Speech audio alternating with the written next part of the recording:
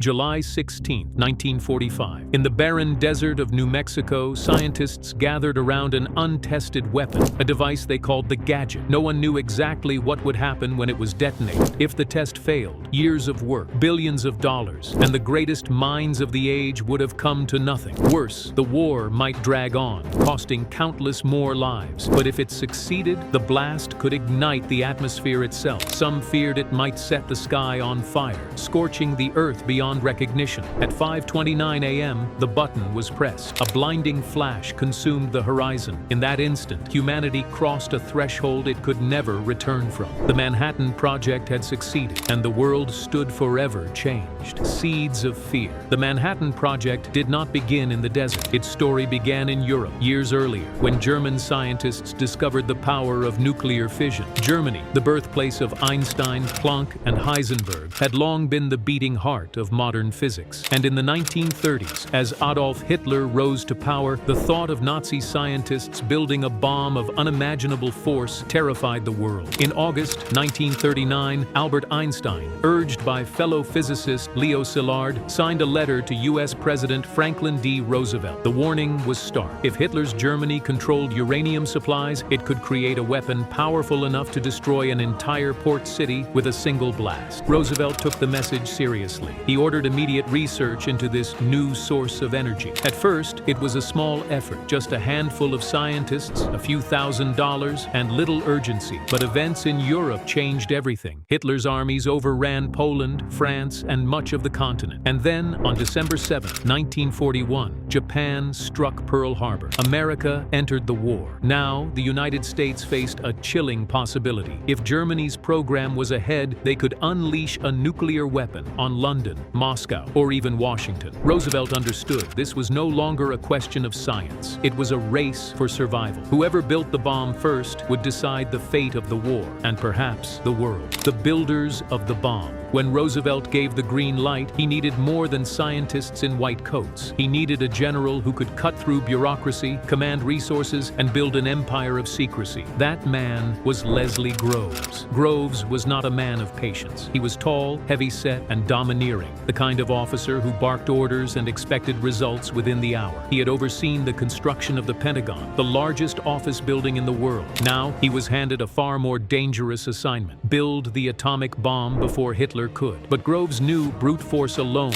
could not deliver a working weapon. He needed a scientific leader, someone who could inspire, innovate, and coordinate the greatest concentration of brain power in human history. Against all advice, he chose J. Robert Oppenheimer. It was an unlikely choice. Oppenheimer had never won a Nobel Prize. He had never managed a project of this scale. He was a theoretical physicist who quoted poetry, carried Sanskrit scriptures in his pocket, and smoked endlessly while lecturing about the mysteries of the universe. He looked more like a poet than a soldier. To many in the scientific world, his appointment seemed absurd. And yet Groves saw something others did not. He saw a man restless with ambition, a man who could stand before geniuses and command their respect. Oppenheimer spoke 7 languages, debated philosophy as easily as quantum mechanics, and carried with him a strange charisma that drew people in. Where Groves ruled by force, Oppenheimer ruled by persuasion. Together, they were a paradox, the Iron General and the fragile dreamer. But this paradox was exactly what the Manhattan Project needed. With full backing from Roosevelt, Groves was given extraordinary power. Any resource he wanted, copper, steel, even silver from the U.S. Treasury, was his to command. He built entire towns from scratch, closed off to the world, where secrecy was enforced by barbed wire and armed patrols. And in these hidden cities, Oppenheimer began to assemble his army of minds. Some came willingly, out of patriotism or fear of Hitler's bomb. Others had to be persuaded, enticed with the promise that their work might not only end this war, but prevent all wars to come. By 1943, the pieces were falling into place. The scientists were ready. The factories were being built. And 3 secret sites, Oak Ridge, Hanford, and Los Alamos, would soon rise from nothing, becoming the beating heart of the Manhattan Project. The secret cities. To build an atomic bomb, Groves and Oppenheimer needed more than ideas and equations. They needed land, steel, concrete, and an army of workers who would never know what they were truly building. Out of this need rose 3 secret cities, invisible to the outside world, world, yet teeming with life and urgency. The first was Oak Ridge, Tennessee, carved out of rolling farmland in 1942. Entire communities were uprooted. Families, farmers, and native peoples were forced from their homes with little notice, some given just 30 days to leave. In their place, the government erected a vast industrial complex. Here, engineers tried multiple experimental methods to enrich uranium, giant machines buzzing with power, all consuming unimaginable amounts of electricity. By 1945, Oak Ridge had become a city of 75,000, buzzing with theaters, shops, and schools, yet bound by silence. Workers lined up at pay windows, kept in the dark about the true nature of their labor. Far to the northwest, along the Columbia River, rose Hanford, Washington. Its mission was more dangerous still, to produce plutonium inside massive nuclear reactors, the first of their kind. The stakes were terrifying. The cores burned so hot that no one knew if they might melt down, explode, or poison the land forever. Workers built the B reactor in near record time, a colossal machine stretching hundreds of feet, shielded by thick concrete walls. Nearby chemical plants dissolved spent fuel rods in acid, extracting the silvery metal that would power a bomb unlike anything the world had ever seen. But the most crucial site of all was Los Alamos, New Mexico. Perched atop a high desert plateau, it had once been a boys' ranch school. Now, it became the scientific heart of the project. Behind barbed wire and military checkpoints, the world's finest minds gathered under Oppenheimer's leadership. Nobel laureates rubbed shoulders with young graduate students, soldiers, and their families. The town had labs, barracks, and even dances on Saturday nights, but conversations were watched, letters censored, and loose talk punished. For secrecy, the bomb itself was never called a bomb. To those who knew, it was only the gadget. Inside these hidden cities, ordinary people lived extraordinary contradictions. Wives cooked dinner while their husbands vanished into labs for 18-hour shifts. Children went to school, surrounded by guards and fences, and nearly everyone worked in ignorance. A machinist might spend months shaping a single metal sphere, never told it was part of a weapon that could level a city. By early 1944, these secret cities pulsed with energy. Tens of thousands worked around the clock. Resources flowed like water, devoured by machines and reactors. Yet for all their sacrifice, only a handful knew the truth. The United States was racing not just to build a weapon, but to alter the very nature of war itself. The hidden war. Even as America poured billions into the Manhattan Project, one fear haunted General Groves above all others. What if Hitler's scientists were ahead? Germany had long been the beating heart of modern physics. It was home to Werner Heisenberg, one of the most brilliant physicists alive, a man capable of unlocking the power of the atom for the Reich. If Heisenberg succeeded, the Third Reich could unleash a weapon powerful enough to annihilate London, Moscow, or even New York in a single strike. This fear drove Groves into a frenzy of secrecy. Workers in Oak Ridge or Hanford were given only one task at a time, never told how it fit into the whole. Letters were censored, conversations monitored, and scientists forbidden to even say the word bomb. Instead, they spoke of the gadget. But secrecy at home was not enough. The United States needed to know exactly what was happening inside Germany. And so,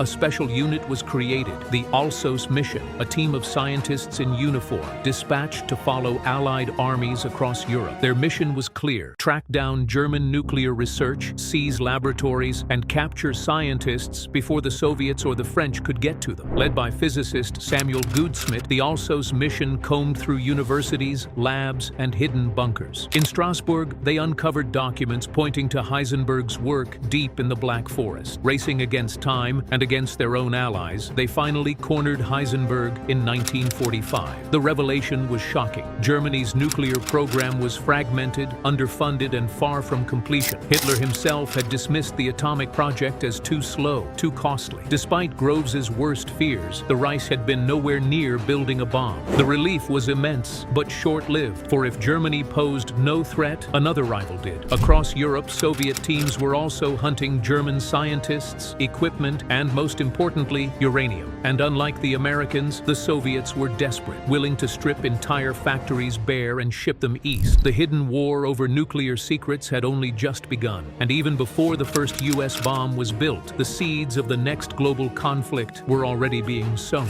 Los Alamos was supposed to be the most secret town in the world. Guard posts watched every road, fences sealed off the mesas, and even scientists' wives were forbidden from asking what their husbands worked on behind locked laboratory doors. General Groves believed believed he had built an impenetrable fortress of silence. But silence is not the same as security. Hidden among the thousands of workers, a handful of men were not just building America's bomb, they were stealing it. The most dangerous of them all was Klaus Fuchs. A quiet, soft-spoken physicist, Fuchs seemed the very image of reliability. He was brilliant, polite, the kind of man who would babysit colleagues' children on weekends. No one suspected that this mild, German-born scientist who had fled the Nazis and joined the Allied cause was also a committed communist and a Soviet spy. From 1943 onward, Fuchs carefully gathered secrets from the heart of Los Alamos. Unlike most scientists who saw only fragments of the project, Fuchs worked in the theoretical division, the very group tasked with solving the most complex puzzle of all: how to make a plutonium bomb explode through implosion.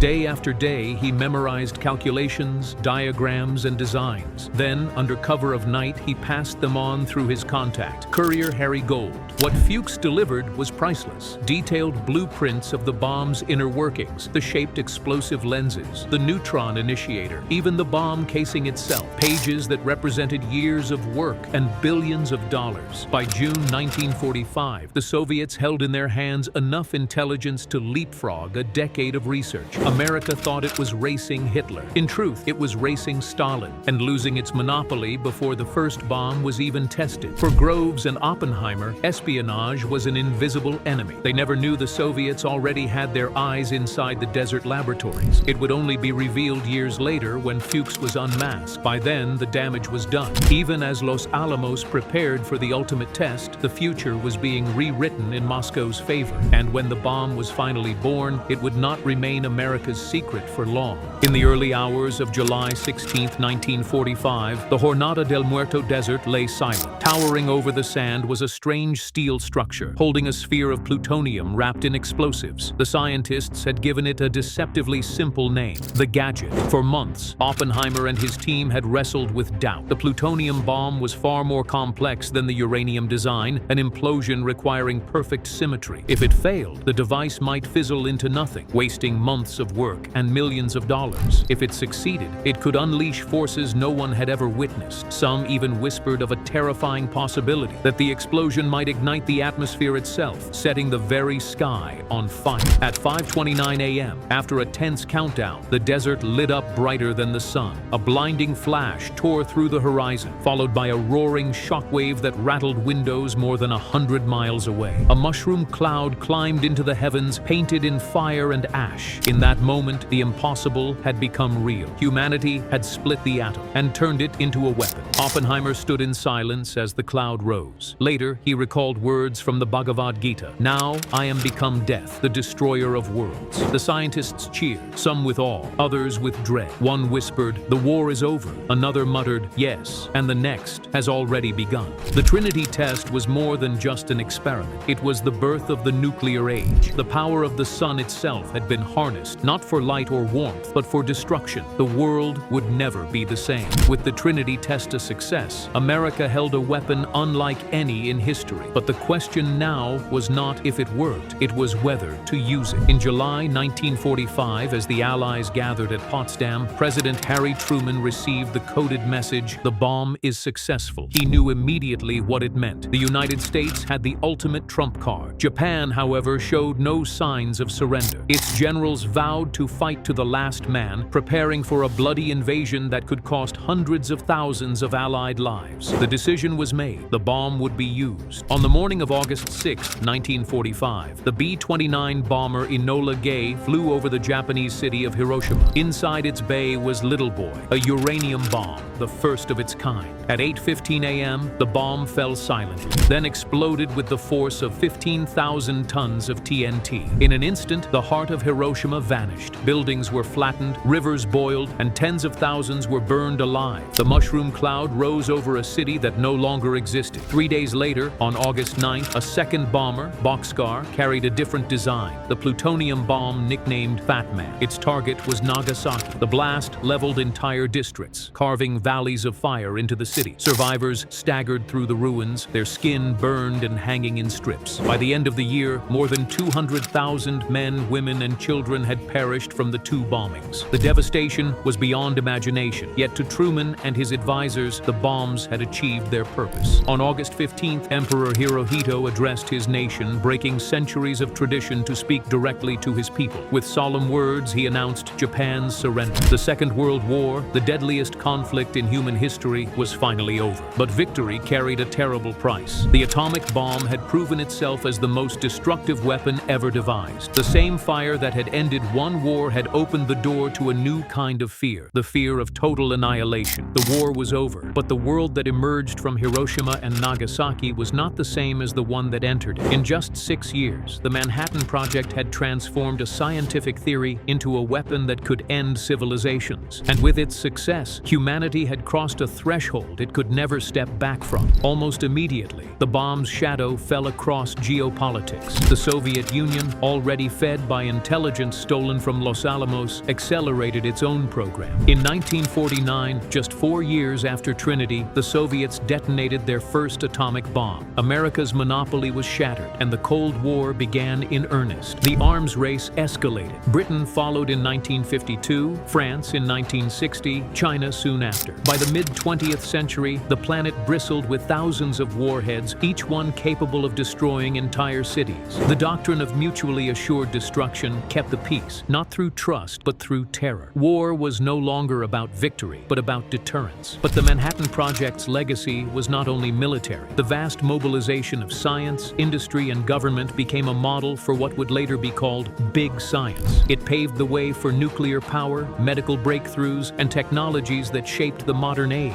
Yet it also left behind toxic waste, environmental scars, and the unending ethical debate about whether it should have been used at all. For Oppenheimer, the triumph soon soured into regret. Haunted by the devastation in Japan, he told Truman, "Mr. President, I feel I have blood on my hands." Years later, he reflected on what he and his colleagues had unleashed, saying, "In the councils of the government, we must guard against the acquisition of unwarranted influence." By the military-industrial complex, the Manhattan Project ended World War II, but it also began the nuclear age, an age in which humanity lives under the shadow of its own invention. It is a story of genius and fear, of victory and devastation, a story that leaves us with one enduring question. We learned how to build the bomb, but have we learned how to live with it? The Manhattan Project was more than a wartime mission. It was a door that once opened could never be closed. It ended the Second World War, but it also bound humanity to a new reality, where survival itself depends not on courage, but on restraint. From the laboratories of Los Alamos to the skies over Hiroshima and Nagasaki, the project reshaped the world in fire and shadow. It gave us energy, medicine, and science beyond imagination. Yet it also left us with fear, destruction, and questions that echo to this day. As Oppenheimer himself warned, in the debate about the bomb, there are no winners, only survivors. This is the legacy of the Manhattan Project, a reminder that history does not just speak about what we created, but what we chose to do with it. This is Hive, where history speaks.